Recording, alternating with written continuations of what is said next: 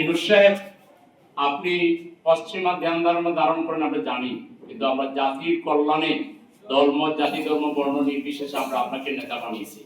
এটা আনলিমিটেড টাইমের জন্য নয়। এই ধরনের ফাইজলামি সিদ্ধান্ত আপনাকে বাতিল করতে হবে। প্রাইমারি স্কুলে ধর্মীয় শিক্ষক নিয়োগ দিতে হবে।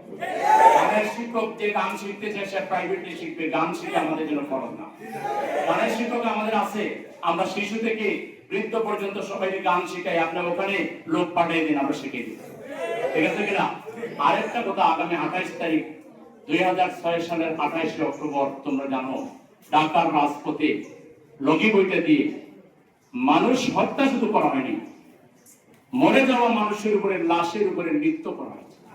পৃথিবীর ইতিহাসে এরকম ঘটনা দ্বিতীয় নজির নাই।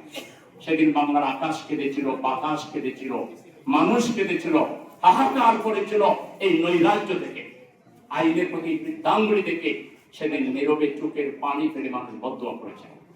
আল্লাহ আমাদের হোসেন সাইদি মগবাজারে দাঁড়িয়ে বলেছিলেন, হে আল্লাহ, এই নরপশুদেরকে তুমি ন্যাংটা করে, তুমি এদেরকে বেইজ্জত করে বিদায় দিও ক্ষমতা থেকে।